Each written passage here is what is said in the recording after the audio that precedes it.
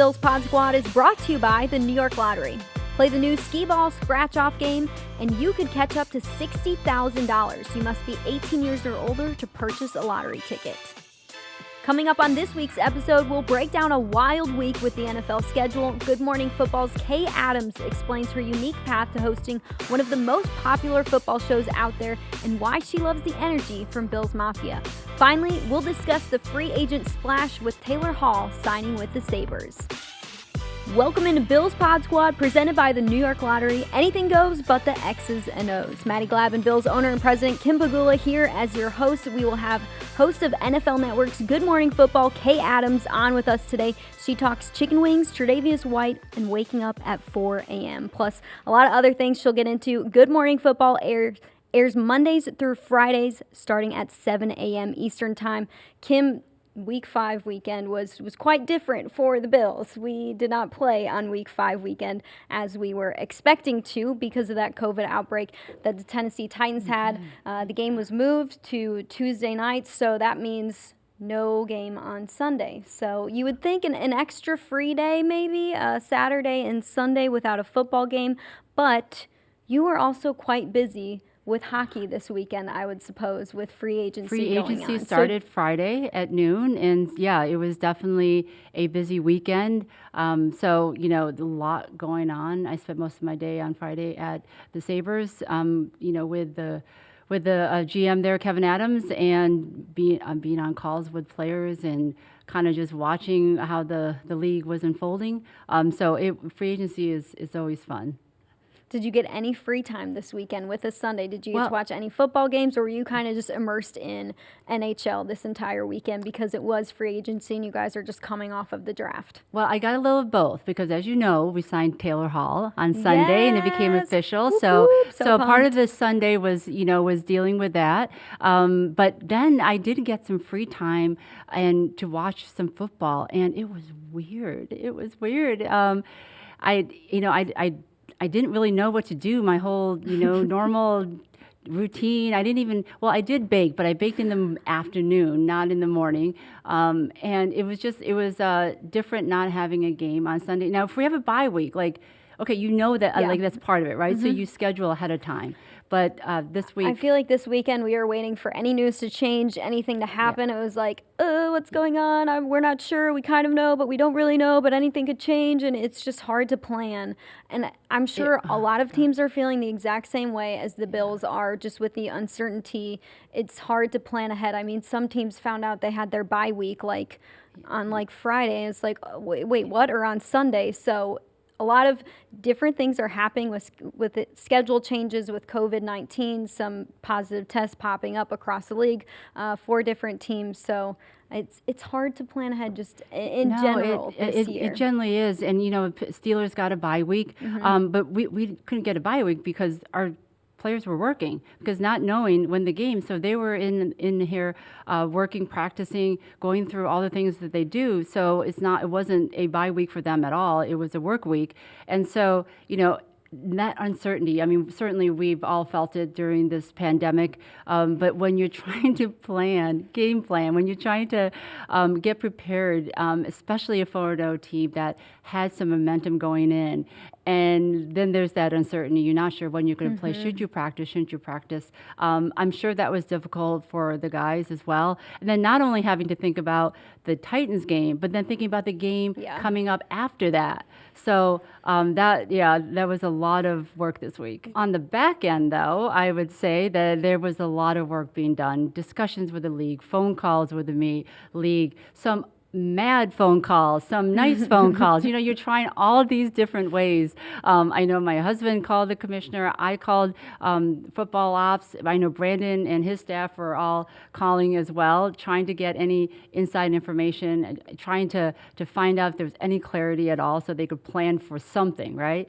But I will say, it's just as much, as hard it is for us in the club and this week, I am sure the league is dealing with so many things, right? And I know we want the best advantage for Buffalo, but I can't imagine all the things and the work and the whether it's investigation or just the contract tracing or all the scheduling that they have to do behind the scenes. So I know Buffalo Bills fans weren't the happiest losing the Thursday night game, but this is an unusual year, and not all clubs are going to be on an equal playing field. As much as we don't want that to happen, but we have to control what we can control.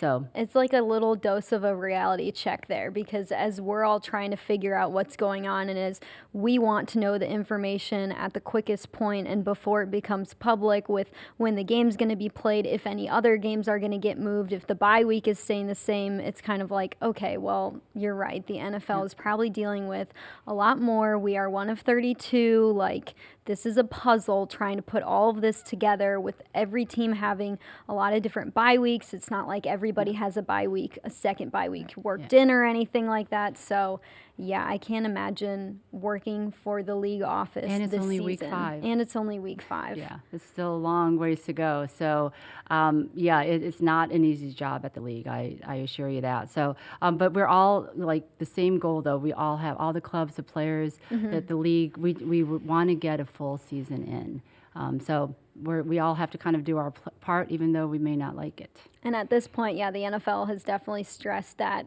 they want to stay on schedule as much as they can. They've been able to do that to this point. They want to stay on schedule. We'll see if that changes in the coming weeks. Hopefully, this is the only outbreak. This is the only week or so of positive tests that we see popping up across different teams. I mean, we all were hoping that this wouldn't happen, but I think all of us kind of, in the back of our minds, the negative thoughts come in and you kind of think, okay, well, this isn't that out of left field that we're seeing a COVID outbreak and we're seeing some teams shut down here because of this virus that we still don't know, so much about. So it's not shocking. Control the things that you can control, and they can control their own actions. And I think that's a message that the whole organization has, talked about with the players in a positive way. And I will say that, every club, even in a non-COVID year, goes through the trial. So it's like I said, we had a great start. You want to finish really strong. All that middle, there's going to be ups and downs no matter what, whether it's injured players, whether it's your record, weather, whatever it may be. And how you deal with them is really what makes you stronger as a team. And that's what we're going to be seeing here in the next couple weeks. Let's talk about the fan box. We've got a new T-shirt design from one of our players. It's Josh Allen. So it's a football propulsion laboratory shirt. So it kind of looks like Josh Allen went to space camp for a day or so. And on the back, we're seeing on the screen right now that it's like 4 pictures of Josh, and he's basically throwing the football to outer space. So do you think how we recorded how far he can throw, correct? Well, it's not quite to outer space, but that's what his T-shirt is all, all about, the possibilities. So I love that these guys are doing this fan box because it gets to show a side of themselves. Every week we've had a different player and seen what the inspiration is behind there, some of our little artistic talent there. So I love these boxes that come out every week. Just gives us another perspective of these players. And it's got the little buffalo that Josh Allen drew on the back. So peak artistic performance, Josh, like so great. But Josh Allen's fan box is available at billsfanbox.com until midnight on Saturday, October 16th, or until they sell out. They probably will because his name is Josh Allen. This box includes the shirt, a Bills fanny pack that is pretty cool. I've seen it. And all proceeds benefit Oshai Children's Hospital. So there will be a different player doing a Bills fan box for every home game. So Josh Allen is the next one. So yeah, make sure you get your Bills fan box at billsfanbox.com. And let's get into one of our reoccurring segments. It's our top 3 segment, and it's sponsored by Great Lakes Cancer Care Collaborative. This week's game sponsor is also Great Lakes Cancer Care Collaborative. We take your care personally. And since we have Kay Adams on this week, we thought it would be a good idea to do our top 3 ways of how we consume our football media. Information, what we like to watch, what we like to click on our phones. Basically, where do you go to get up to date on football? So, Kim, we'll start with you. What is your number one way? Not to be obvious, but it is Good Morning Football.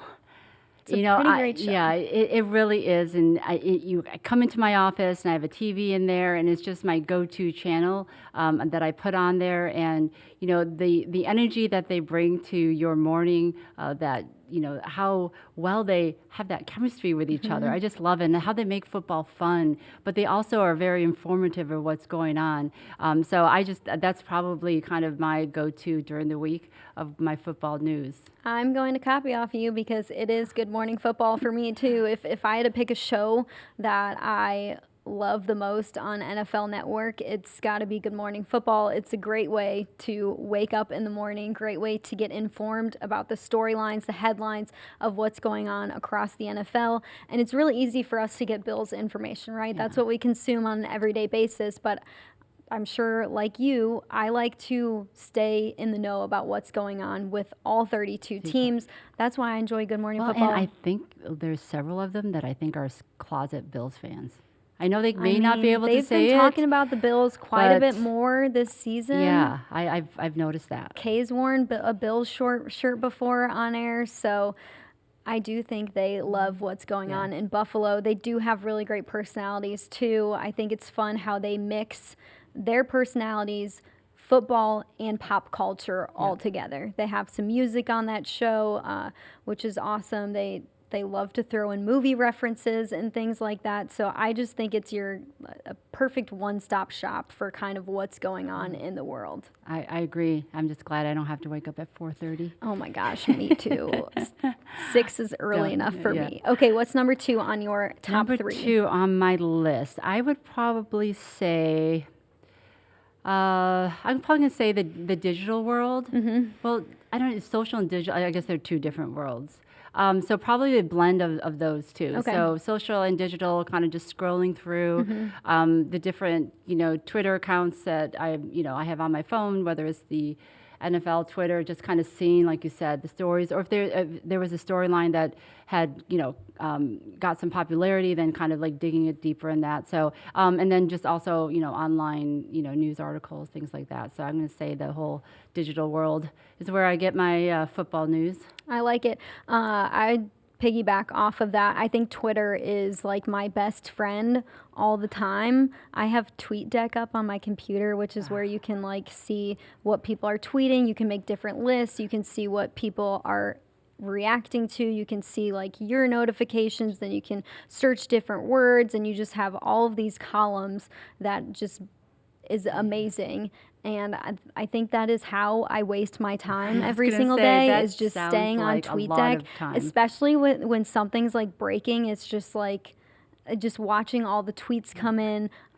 Well, that's kind of part of your job, though. Mm-hmm. So it's like something, it's time, but it's time at work. But sometimes it's too much time. Yeah. It's like, oh yeah, I can be on TweetDeck all day and kind of stay up to date on what's happening. But then like an hour goes by and I'm like, oh shoot, I have all of these things to do. It's going to be a really late night.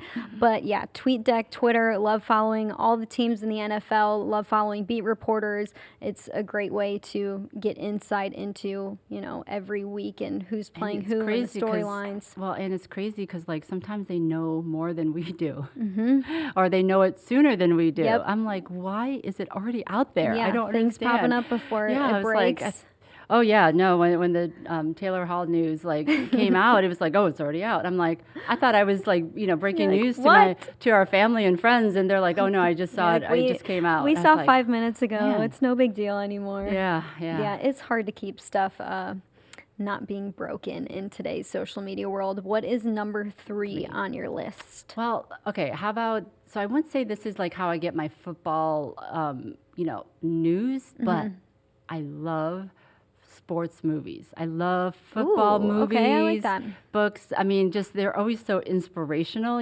So I would say I love consuming football in movies, in books, Do you have television a favorite? shows.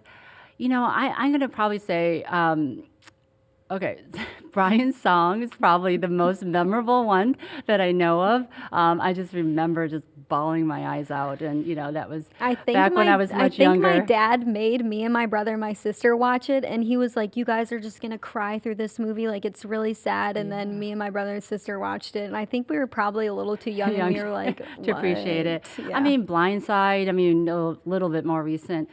There's just Rudy. I mean, there's just been some great football movies that just are so inspirational that I don't know. I mean, I don't even know if the football is correct in those movies. You know how sometimes movies kind of aren't. But it's a way to get yourself into the game. Like if somebody was like gonna start being a fan of football, I feel like through TV and movies and things like that is a good way to get someone into the game. It really is, and even just behind the scenes access, like you said, when you're watching a movie, you don't, you get to see. And then obviously, now in current days, maybe the old Brian song type movies don't happen anymore, but now we've got, things like on HBO, Hard Knocks, and on Amazon when they had, just following a team. So even we've done our own embedded, behind the scenes. So it's just, I love consuming football in real life ways or in movies, telling real life stories. Yeah, storytelling is like my favorite thing about this industry. It's why I fell in love with sports. It's just the storytelling aspect that you can do with athletes and just their stories, success stories. I think are so uplifting, so inspiring, so unique, so cool. When I first got hired, I think the first thing that came out was the Embedded series from last season, and I remember just watching all of those and thinking they were so amazing and such a great way to get information about the team. So I do love those Embedded series. I also love Last Chance U on Netflix. If you've ever seen it, it's where they follow JUCO colleges. So it's kind of like these players' last chance to get back to a D1 school and hopefully then get drafted. So some really great storytelling with that. My third thing, I'm going to go a little bit nerdy here. So for my job, I have to look up quite a bit of stats to get ready for the shows that we tape, the things that I write, like to stay in the know with where all of our players rank. I mean, Josh is so high in so many different categories right now, comparing to other quarterbacks and comparing how he's grown from last season. Even the offense, every category we are up so much. So I get a lot of that just by scrolling on NFL.com, ESPN.com, and then we have something that we call that's Radar 360, and so that's kind of where you can set up some different things and look for some different off-the-wall stats. So that's probably where I spend about half of my week on getting ready for the game. Okay. Well, I'm glad you do, so then you can put it up on Twitter. I'll just shoot it to you, Kim. Then you can put it up on Twitter, but no, I'm certainly... Those are always fun facts to have, just have in your back pocket. I don't know. Are you like this? So my husband or other people I know can remember scores and points of a game that happened years ago. My memory. Are you like that? No, my memory is so awful. This past week, this is so embarrassing. Someone asked me how old I was, and I couldn't remember. I am dead. Right. I am dead serious. That is bad. I have a terrible memory. I can't remember 2 years ago, if you're going to say, remember this Bills game? I'd be like, no, I honestly don't. Unless it was a monumental game, it meant something. If it was week 2 of 2 years ago, no idea. That's just not how my memory works. How it does work is I can remember random stats. So if I'm writing things down and preparing for a game, I can be like, oh yeah, Josh Allen did blah, blah, blah, blah, blah. Yeah. This is where he ranks with yards per attempt or whatnot. So I can remember little things like that, and that comes it's very handy when I'm doing the shows because I can sometimes just repeat that stuff just right off of my brain. But yeah, if I was going to remember stuff other than that, not the greatest memory. It's not. Yeah, I can't. I don't have that skill at all. And it's really annoying because I'm like, okay, how come you cannot remember what I just told you 10 minutes ago, but somehow you can remember a game or a play or a stat from 10 years ago. So I like to call it selective memory. So. Yep.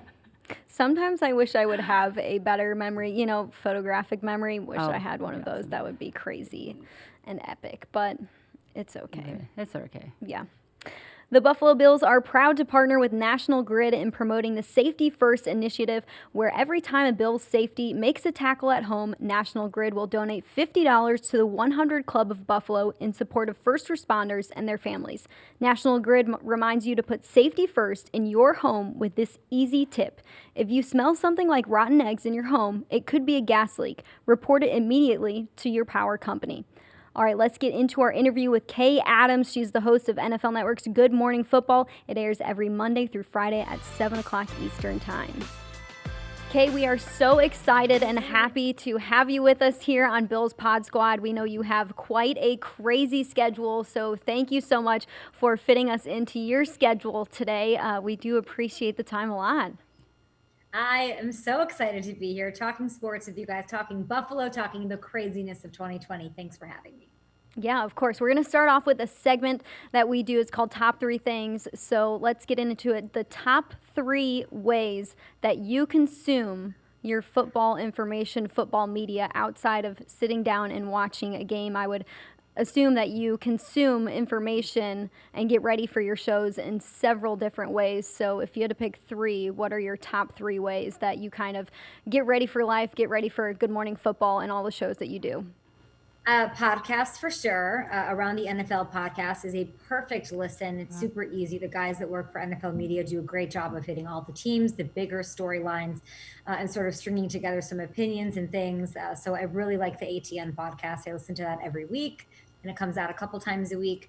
I would say Twitter is probably my biggest news resource. It's just, I don't even know how anyone in broadcast journalism or any journalism survived without Twitter as a network, any web, a dark place, of course, sometimes, but it's very, very helpful once you know who to trust and what to listen to objectively. And I would say one thing that I like to do, because national media, things sort of fall through the cracks.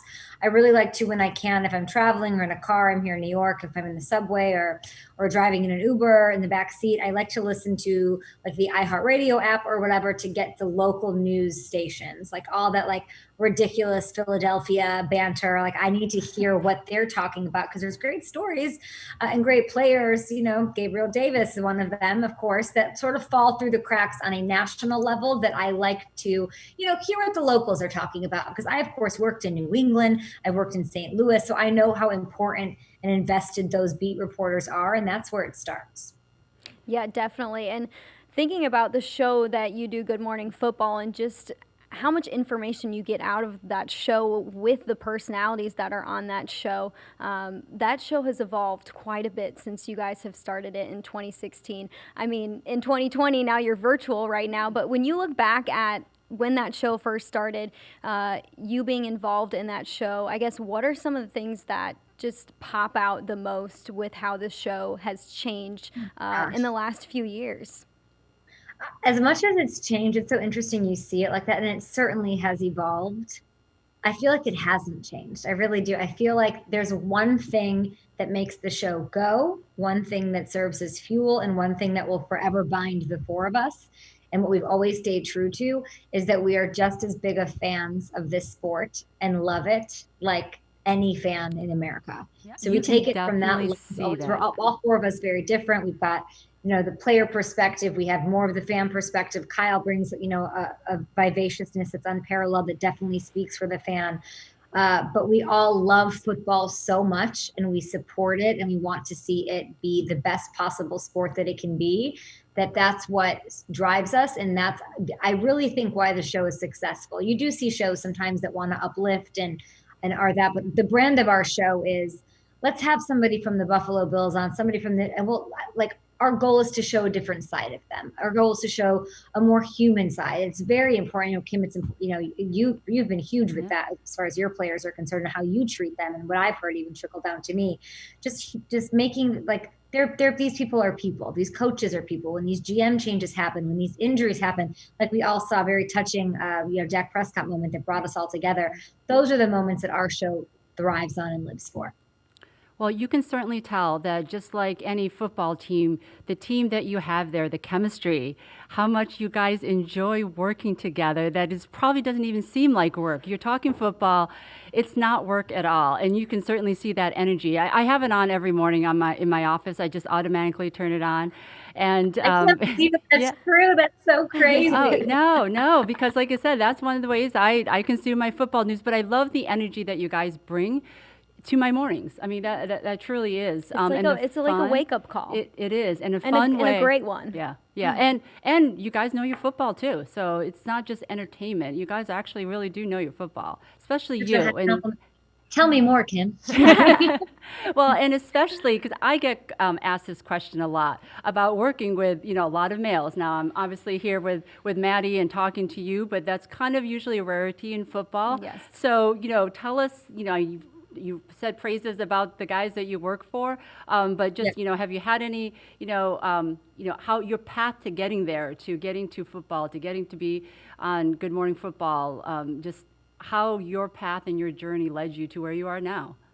Yeah, I grew up in Chicago. I grew up, it was a little different path than I think a lot of people who work in American sports. I grew up in a household that didn't really know football or wasn't very involved with championing football. I grew up to two Polish immigrant parents. So we were big soccer kids growing up in Chicago, a very big Polish community. So I think what got me so into it, me and my brother, who were close in age, was just wanting to fit in and wanting, it was so cool to talk about what the Bears were doing at the time. Even though we weren't good, it still meant a lot to the city of Chicago. So that like Chicago Bulls, or just the Bears, all of that was just something that you like had to know.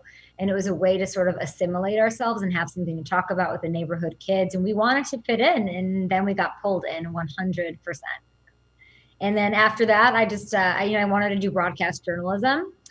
I went to the University of Missouri like Maddy did. And very different from Chicago. I went to school downtown Chicago. I wasn't from a suburb. So it was very much a different culture. But I did take a lot away from it, more outside of being in the classroom than inside the classroom. It was a struggle for me. I had to like work a ton to get through it and pay for it and take care of all of that. But once I did, I felt really accomplished and got plucked by NBC to, move to New York and sit in a radio booth and do some updates. And I just went knocking on like every person's door, like, oh, I'm lost. Oh, you're the producer of this show. Nice to meet you. So I just did everything I could to sort of get in front of a camera. I knew my goal was to be, I wanted to be on that big stage. I walked past Sunday Night Football and said, I see you, Mike Florio and Mike Tirico and Bob Costas. I see you. Like, where can I wiggle in? And it's difficult for people to see your vision, to see, or what's difficult for things to change, as we all know. It's difficult to see, what lane is she in? Well, I want to make my own lane, and that's what I want to do. So I've just sort of tried that. And I think my biggest advice would just be to not say no to any opportunity. I moved to New York with 2 suitcases, lived on couches forever. I had nothing, very much struggled, did not have very much money to my name at all. I was not getting paid very much money at all, but I was like, I'm going to make this work. I'm going to go for it. I didn't say no to, can you do hockey highlights? Sure, I can do hockey highlights. Google's hockey highlights. Like, you don't say no in this industry. That's how I feel. Well, you not saying no to anything led you to where you're at now with Good Morning Football, several different other shows on NFL Network, fantasy football guru that you are, and now People TV. You did some Who Wants to Be a Millionaire things on social media in the last few months when everybody was kind of stuck in quarantine during those fun months that we all had. But with that, your schedule's packed. I feel like a lot of people see the glitz and the glam and they see you on Good Morning Football and on TV and they're like, wow, what a life. But what goes into getting to there and what goes into preparing for that every single day has to be insane. So let's get into what your day looks like. Give me kind of a timeline the day in the life of Kay Adams here. Okay, so let's say like on a random, so Tuesday, tomorrow I will be up. There's a game tonight. There's a game like every day this week. I know Buffalo fans are not excited about that. We can get into that in a bit. But I'll watch as much of the game as I can. These are 2 teams that mean a lot to me, the Saints and the Chargers. So I will probably stay up and watch all of it. And so that's, pushing on the East Coast, 11 o'clock. And then my head will probably race until like 11:30. I'll fall asleep, but I will be up at 4 probably tomorrow. I'm working from home now, so I get to get up a little bit earlier, 4:15. I will look at highlights and get news and, look at what's going on in LA, look at what's going on in New Orleans. I'm sure lots of things will happen after tonight. So I'll get the points that I want to look at. I will look at all of the guys. The guys amazingly will just write what they're thinking. They know what they want to talk about. So then you sort of put it together. So it's live TV. You got to figure it out, who's saying what, when, and sort of know it. I don't have a teleprompter or anything. So it's just 3 hours to me to a camera, which is it can get a little dicey sometimes. So we have a meeting at 5:30 then, and I have to be ready to go at 7. So I do my hair for an hour ish. Let's be honest, I don't really do my hair when I do the show in the morning. I'm just whatever it looks like. I spend the time on my makeup, and I do it while I'm on the phone with one of my producers, and he talks me through the whole show. I sit down and do that until 10. We have a meeting right after that. And then it really is just a lifestyle that's become normal to me. So it's definitely a 24-hour news cycle. Things happen all the time. It's not just during the season. It's more busy sometimes when we're in off season. And it's just this just beautiful part of your life that never stops. You leave your phone for 20 minutes and something crazy or terrible or wonderful happens. From there, I go. So like 10:15, I have a meeting. I'm on my phone doing that meeting while I'm going to People. People is in studio right now, so I'm there. Oh, that's my dinner. I don't cook on days that are crazy like this. So I'll let me think of what I do. Oh boy, hold on. Sorry. No, you're good. You're good. I'm so glad. Well, we're working at 4 o'clock, but it's just PM and not AM. Not AM. Yeah, how crazy. I am not a morning person. I could not do that lifestyle at all. I was going to say, I wonder how this compares to the life of an owner and a president of a football team. I am a late person. Right? So really? Oh, I'm such a morning person. I'm like, okay, I'm ready to go. So I eat breakfast during the show, all of that. I go and I do People. I wrap around 3 or 3:30 or 4. It depends on if we have interviews or stand-ups. And I Gretchen Carlson this week, which was really fascinating to get to interview her. She's such just a beacon of women empowerment in her own right. So that was really interesting. And then I had Amazon. So then I run home from People, and I on Tuesdays have the Amazon NFL Next show, which I've been doing with Chris Long since last year. So yeah, and then I eat and I sleep, and I literally don't have a social life, if that's what you're wondering. So being on the People show, and of course the many athletes that you've interviewed on Good Morning Football, who would you say is your biggest celebrity crush? Ooh, like in the NFL? No, out of the NFL. Just you can combine all of them. Football, people you've allowed interviewed. To have. Kim, you're going to get me in trouble. I don't think I'm allowed to have. Nobody listens to the show anyway. Or who have you enjoyed interviewing most? Or who's somebody that you've interviewed that you're like, oh my gosh, I get to interview this person. This is not a crush, just to be clear. Okay, yes, not a crush. Not a crush. Just someone I think the best personality in the NFL is Tre'Davious White. I said this on the show. This isn't just for you. Oh, yeah. You heard it here first. I can provide receipts of me. We had a draft of the best personalities in the NFL, and Tre'Davious White was my number 1 overall pick. There's a certain thing about him that brings you back to not even football, but brings you back to whatever moment in your life that you just have pure joy, whether it's watching your kids, whether it's hiking. For me, that's that. Whether it's seeing your nephews and nieces, whatever. He approaches the game with such a boyish charm. And then he balances that out with just turning it on and being this shut down, incredible athlete, corner, good personality, good vibe. I love watching him on and off the field, on the sideline. I don't know. That seems like a crush to me. Okay, well, I cannot have a crush on Tre'Davious. You guys are hilarious. No, Tim, I know exactly. But you're kind of my boss in a weird way, so I guess I can't really get that. No, Tre'Davious White is a national treasure. I am so happy he's on this football team. So thank you, Kim, for doing that. He's on the football team for a while. So yeah, that's good. Yeah, he's great. And check, boss. That's I completely agree with everything you said. He approaches the game in a different way, and a lot of his teammates who are in the cornerbacks room will say, like, he adds a lightness to it. So if, they're watching film and they're going over maybe some plays that they need to improve on, Tre'Davious White is going to be the guy who cracks a joke or just brings a light type of personality into the room. And then interacting with him, he's exactly like that. He's someone that you look forward to talking to. When he did the interview after he had his contract extension, I was like almost in tears listening to him and listening to how thankful he was and hearing how a contract extension could completely change his lifestyle, his family's lifestyle, and their future. I mean, just a great human. And then he goes great out and earns it. So as sweet as he is, but then goes out on the field and he earns it. So tremendous player. So I'm glad that he is your football. He's just the best personality.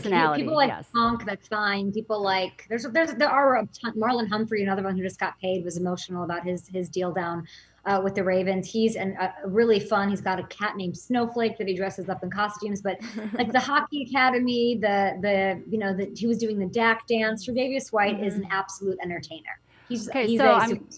Okay, so now you're probably going to say you can't answer this one. Who is your favorite Kim's getting NFL with the hard owner questions today? Oh. And I'm campaigning right now. I mean, Kim, I was like freaking out when I got a message from NFL. Like, Kim would like to sit down, like, hey, talk to you. I was like, just because I think you're an absolute badass. I feel like, or gotten to really know many of the owners. I wish that wasn't the case. So, yeah, you're up there. So I'm at the top. All right. All right. I knew this podcast would get me somewhere. You made it. Would get me somewhere. Norma and Clark are wonderful. The York family, everybody's wonderful in their own way. Everybody's very supportive of Good Morning Football. And I do feel that. I feel that from the league office. We feel that from ownership when we do see Arthur Blank is wonderful. Arthur Blank has just been great on our show. So everybody's great. All right. Kate, you are also a big personality in this industry, in this football industry, as a female in this world. I mean, we're sitting here 3 females in the room right now, which, like Kim, you said, is a rarity. But paving the way for other women in this industry, I mean, sports is something that several women want to break into, but it's a really tough industry to break into, as well as being a football coach as a female. I mean, we're seeing women break into this industry in more ways than ever and in different ways here in 2020. There's a lot of exciting parts about that, and I think it gives a lot of hope for the future with women in the sport of football especially. But you and your job, how do you try to represent being a woman in the football industry and a woman in the sports industry? Yeah, I think I've always handled it a little bit. I don't know if I don't premeditate as much as I think people might assume that I do. I really have always just had a really strong work ethic, and I've never used being a woman as a point of discussion unless I see something that isn't just. I'm a really big steward of fairness, not even just for myself, but when I see that something isn't fair, I'm happy to call it out. I would consider myself confrontational and very direct.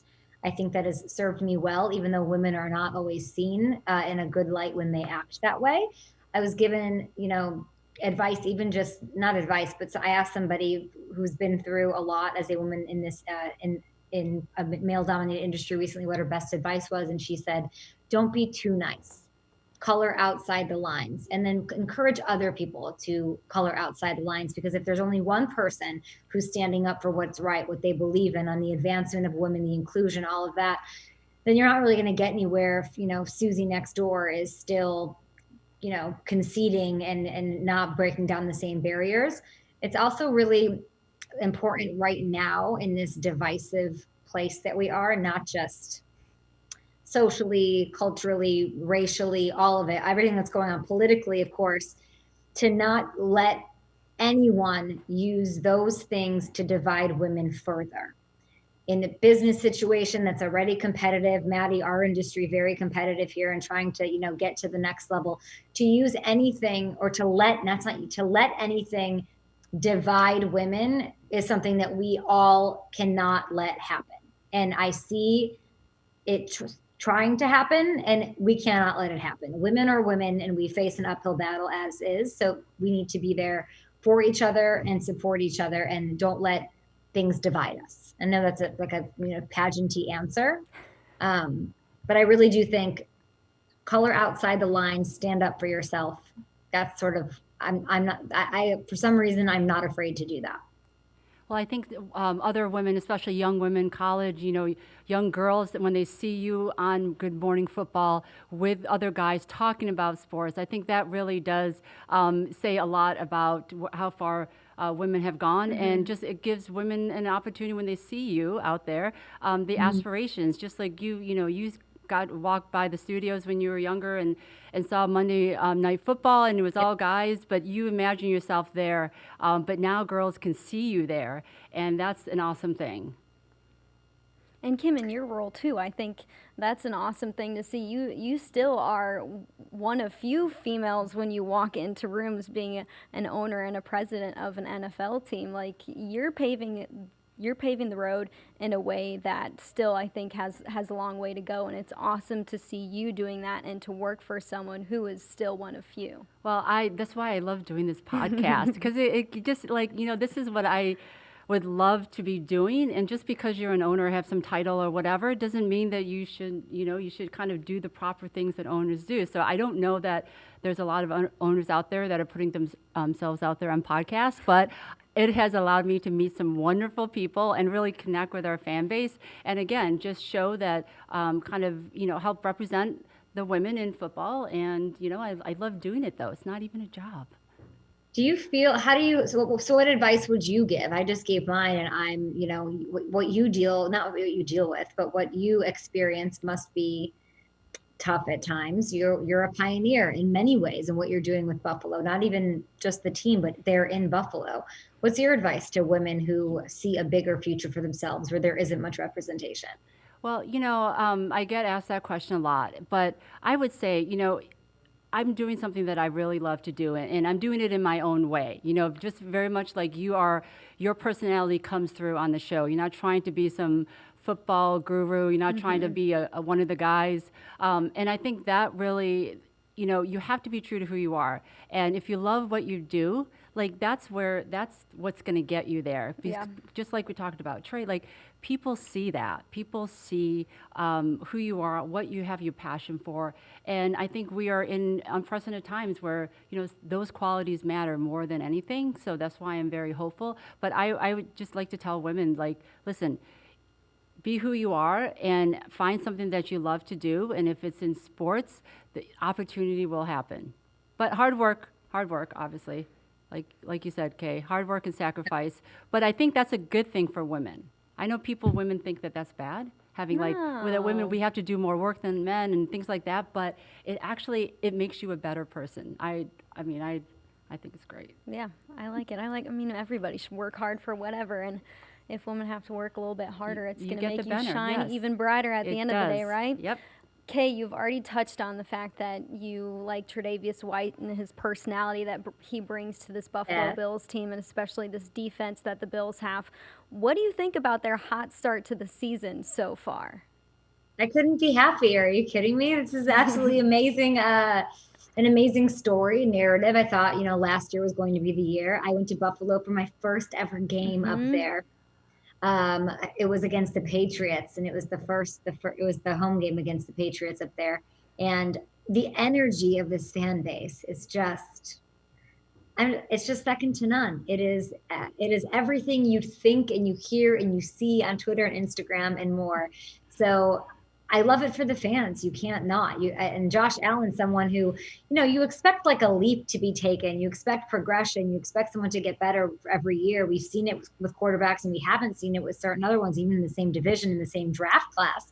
I won't talk too much mess about the Jets here, but Josh Allen, instead of taking this steady pace, has truly taken a gargantuan leap. This is like, when you guys, remember high school when everybody sort of comes back and everything's fine. And one girl or guy comes back and you're like, whoa, what happened to you over the summer? Like you grew 3 feet and you got boobs and you like whatever it is, like, and it's a total transformation. That I feel like is Josh Allen.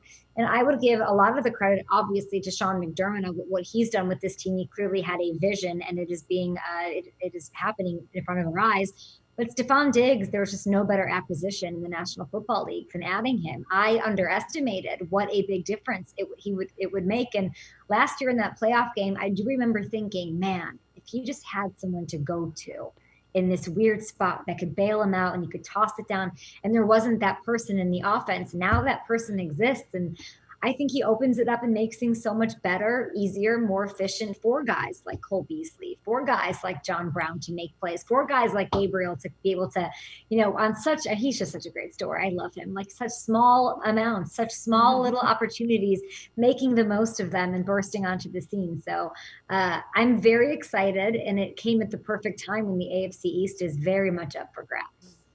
Well, this has been an unprecedented year for football, obviously, and even this past week with all the the testing and the changing of schedules. I can't imagine what it's been like for you, Kim. So, what's the biggest difference you've seen this season so far with the game of football? Just what have you been noticing now that clubs have gotten, a few weeks under their belt?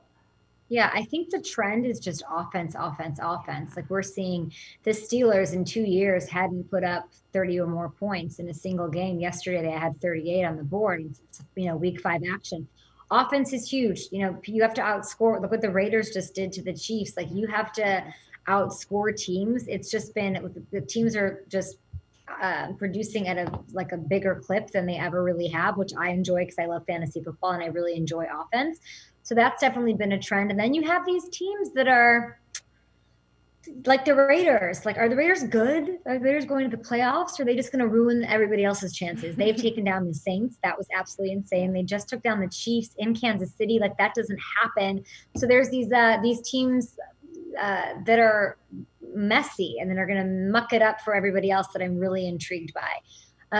It seems to be who can take down the Chiefs, right? That's it. And now we saw that the Chiefs can bleed, right? They're human. We know that they're not going to go undefeated. We know that there's got to be a way to beat them. So I'm very much looking forward to that matchup. Chiefs, Bills that is appointment viewing for me. That is order a pizza, get some popcorn, and enjoy.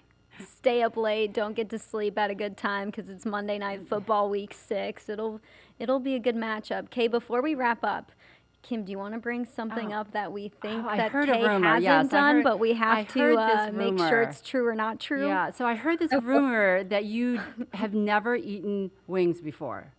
Ever. I've never eaten. Oh my gosh.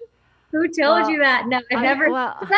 I'm just like, I haven't eaten like bacon, but wings, no. And I know, but I'll eat like boneless wings. I had buffalo boneless wings when I was in Buffalo.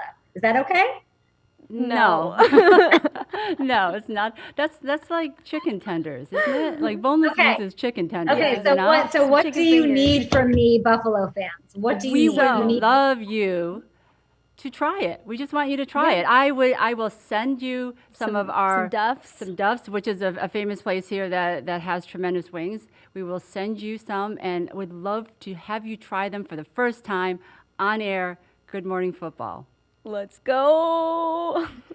Now, wings are early in the morning, but you might want to wait till the later. Wings for breakfast. You can cook some eggs, put them on the side. That's the week 6. What's the schedule here? The Buffalo. What's the Buffalo schedule changes? We've got next Monday night. We've got Tuesday against the Titans this week. Yes. We've got week 6. And then we got Chiefs. Kansas City Monday at 5. And then the following game is going to be the Jets game in week 7. Okay. So if they beat the Chiefs, I'll do it. How about that? All right. You heard that. You heard that. I do want to say, I absolutely love Buffalo fans, and they are so supportive of Good Morning Football, and they let us know how they feel left and right. And they teach me a lot. I the other day, somebody was complaining about the schedule change, and I said, "You're healthy. your team's winning, like be grateful. And Buffalo was, and it was a Buffalo fan. I didn't even notice it was. I didn't know it was a Buffalo fan. I was going back and forth. They'll with. chirp back at you. No. But I love that. But Bills fans are like unlike anything else because they have experienced something together for so long that taking a primetime game away, to me, it's like, oh yeah, well, at least you still get football. No. It means something. It really means something when those opportunities are few and far between, when this team is as hot as it is. So I love Buffalo fans for even setting me straight, for telling me how they really feel, and for being just some of the best supportive fans in all football. Well, Buffalo loves you too, Kay. So thank you so much for being on the show with us. I'm so glad that we connected, and I'm sending you wings. Oh, well, you're only sending me wings if you guys win. I like your thought. I'm confident. I'm positive thinking. So okay, I'm just visioning. I have to ask you though, Kim, before we go, how much sugar do you consume on a game day? Oh my gosh. I know where that question is coming from. So I will say probably a lot. So we all have our habits, and so the tighter the game, the more candy I eat. Yep. Like what? So, what are you eating? Oh, I'm eating like whatever is there. So like fish. I mean, those Swedish fish. I'm eating Twizzlers, Snickers. It does not matter, Kay. Amazing. I love this. You and I have to watch a game together. That is exactly. Oh my gosh, that's what I'm doing. And I sit in the back, so I'm in the booth with Brandon Bean and Joe Shane and my husband, and they're like right at the front, and I'm in the back because that's where the food and the candy is. So I sit kind of up higher, so I can still see the game, but like no one can actually see me eating all the food and candy in front of me. But that's especially if the game is close. I'm just like ripping open more and more. We need a Kim Cam next game. Yeah, nobody knew that except a very good investigative reporter from NFL Media. I did know about your sugar habits. You did. Kay did her work before she did the interview. Gotta ask Kim about that. Kay, thanks for the time. We really appreciate it. And we will see you tomorrow morning. Thank you, Kim. Keep being inspiring. All right, thanks. You can see Kay every Sunday on NFL Game Day morning at 9 o'clock Eastern, providing the latest fantasy football advice. The New York Lottery is giving away $50 worth of the new limited edition New York Series scratch-off tickets with a chance to win up to $1 million to one of our lucky listeners each week. Visit buffalobills.com/New York Lottery or click on the link in the podcast description to enter now. All right, Kim, we already touched on this a little bit, but I want to dive a little bit deeper. Just being an owner and a president of the Bills and then the Sabres, and you're in the middle of a season with football, and then you have the NHL draft and you have NHL free agency. I cannot imagine what a juggling act that is to do, because not only are you prepping for a game, but like we said, you're prepping for a game that we're not exactly sure what the day is. We have it set now, but then you also have the draft, you have free agency. That just seems like a whirlwind of things and just all jumbled up and mixed together. Very confusing. But the end result was great. So I don't mind at all. You know what? First it was like mentally kind of getting into it. Not just because it's at a weird time, right? Mm-hmm. Like normally in October the season started, we're playing. Everything is different. So all of a sudden you're like, oh my gosh, the draft is coming up. You just mentally having to remember. And it's not like we had a long time after the hockey season ended. Yeah. It's like the hockey season ends and it's like 2 weeks later, all right, here's the NHL draft. It is. And then having it in the middle of a football season. Now, normally, like I said, it starts in October. So so that's used to it, but not having free agency and having the draft so like right in the middle of football season was a little bit different for me, and getting my mind, wrapped around all that. That's why we hire GMs and scouts and coaches, because that's what they do on a day-to-day basis, so they don't have to depend on me. But I know there was a lot of work and effort. I know Terry was in a lot of scouting meetings the week before that, and so it actually was, not knowing when we were playing our games probably freed up a little bit more time. True. So I think that was, it was not good, but I think it provided us to be a little more, immersed in the football, in hockey, and I tell you what, it was just a completely different experience. Yeah, So, you have a virtual draft. You guys picked Jack Quinn with the 8th pick overall, and then you add the trade Hart up. Trophy Well, winner yeah. and get Taylor Hall. You trade Traded up too for the yeah, next pick. Yeah. This was, like I said, very unusual time. And so in hockey, normally at the draft, we are at a location. So it was supposed to be in Montreal. And the scouts and Terry and I, we go that week, the beginning of the week of the draft. And it's usually a Friday night. And you are there all week, and you are there on draft night at a table with all the other clubs on the floor.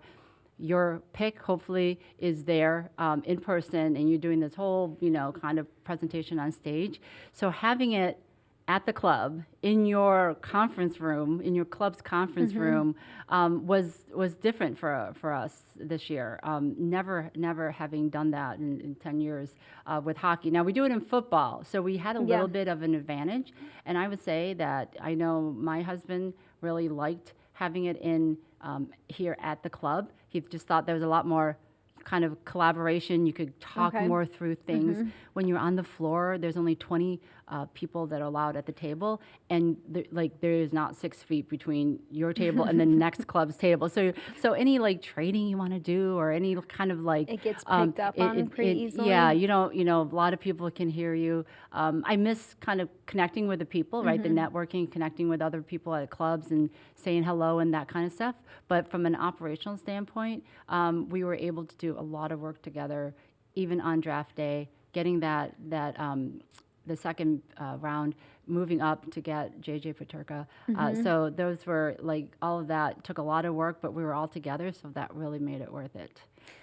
What are some of the biggest differences between, on a normal year, an NFL draft and NHL draft? Yeah, it's just how operationally it works. So, like I said, being kind of scouts are coming from all over the country, right? Yeah. So it's sometimes we don't see them until the week of the draft. So maybe they're doing scouting meetings, of course, throughout the year, but then we're all together. And so that's really kind of this whole week is a week of immersion. You're at a hotel room. You're all together from all pro scouts, amateur scouts from all over the country, and you're just really grinding out those last few days. And then like I said, on draft night, you go up on stage, you present the jersey, taking the picture. So that's nice, kind of seeing your pick, in person, and exactly when you call their name. So that's kind of fun to do that. We don't get to experience that in football. We kind of, obviously the player comes here to our facility. So, but on that night that we call the name, and I got to say the name last year, so it was kind of very nerve-wracking, because you're on national TV, and you're like, I hope I don't screw up this kid's name, but it is kind of fun being there as well. So just like I said, just two different ways of doing it. Yeah, and I know there's so much going on right now with the NFL and the NHL. Do you ever stop and kind of take the time to pinch yourself and be like, wow, I get to do this for two different professional sports teams? Or is it tough because you're here, there, and everywhere, and once you get into one season, the other season overlaps, and it's tough to kind of sit back and reflect? Well, yeah, I would say certainly there's days when I feel like that, overwhelmed, but that's, why you're hiring good people to kind of fill in a lot of those gaps for you. But I still say it's just so much fun. It still is. Even on a bad day, it's still so much fun to be in sports. You get to, meet some great people. You just get to experience some inspiring stories. I know we're talking about how uncertainty that's the hardest part, having the patience, but that's sports, right? Having that, not knowing, you're doing everything you can to kind of get ready for the game, and then just not being able to have any control over it, right? And not knowing the outcome. And, obviously there's been some big upsets we've had. There's been some big disappointments, just the unknown factor. But I don't know. I still love it. I still love the whole atmosphere of sports and what it brings, and especially in our community. So whether it's football or lacrosse or hockey, I'm just thankful to be in the mix and all of that. Yeah, and thankful that it can happen this season, even while we're in the middle of a pandemic. It's quite remarkable that it's been on. We've gotten through almost 5 weeks here with a couple games left to play, and so far it seemed manageable with a couple hiccups along the way that everybody has helped sort through in different ways. But coming up, there is a primetime game. It may not be on Thursday, but it's on Monday. So, it's Monday Night Football sounds pretty good. Even if it's an early kick, it's not necessarily at 8 o'clock, but 5 o'clock is all right too. 5 o'clock Eastern 5 o'clock, time and maybe good for to me. our fans out on the West Coast, they might enjoy a 5 o'clock game even more, because it's kind of like they can take off work and just kind of watch the game instead, right? Or be at work, with watching it on their computer or something. Obviously, big game. This is Super Bowl champs coming into town, into Buffalo. Team. It's the mentor and the student kind of storyline going on Coaching there tree with Andy Reid and Sean McDermott. Yeah. But as who knows? No team is, like I just talked about, having, what sports, how unpredictable it could be. So, an upset is certainly can be in the cards. And we saw the Raiders beat the Chiefs this past weekend, something that I think a lot of people wouldn't expect. Because the Raiders have lost a couple games. It's not like they were undefeated going into this game against the Chiefs at all. But I think in games like that, you can see that a team is beatable, and it's not too far. You can do it, and if you stick to a game plan and you stick to the right game plan, that it can happen. And I think if there's a year that we're going to play the Chiefs, even though they're coming off of a Super Bowl win and they are still super, super, super talented, and they have a great quarterback, they have a great coach, and they have great personnel in place, I think it's going to be a really awesome matchup, and I think these two are going to go at it.